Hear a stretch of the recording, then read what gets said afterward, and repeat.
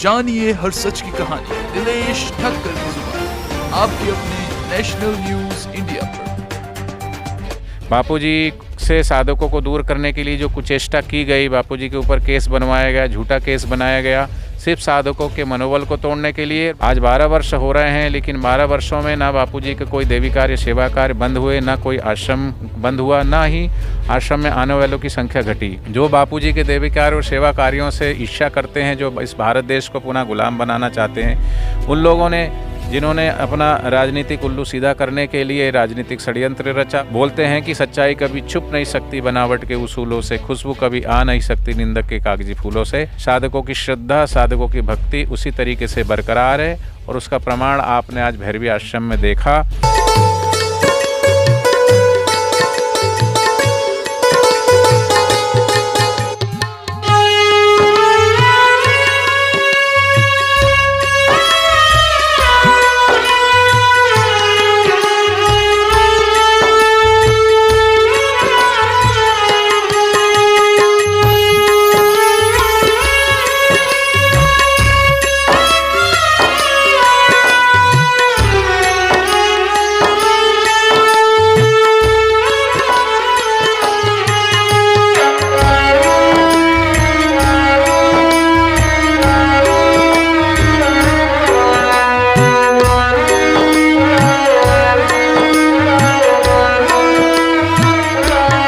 और हजारों की संख्या में आज यहाँ पर पूनम के उपलक्ष्य में इस भैरवी आश्रम में लोग पधारे।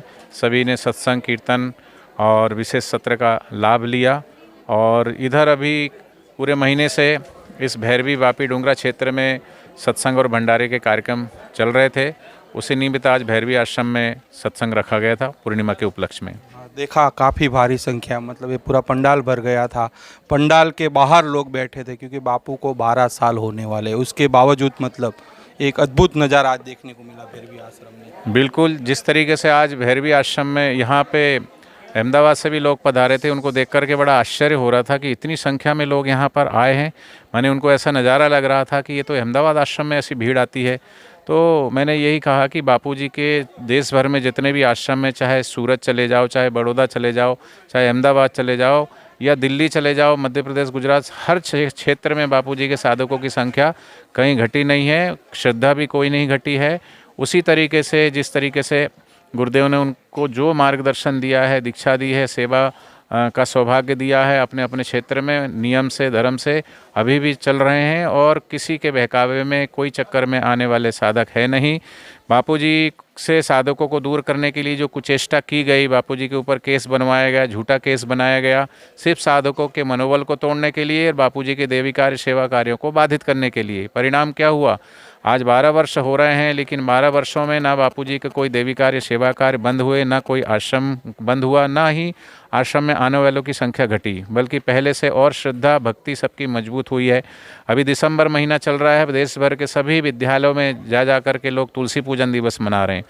आने वाले फरवरी में मातृ पितृ पूजन दिवस मनाया जाएगा पूरे देश भर में।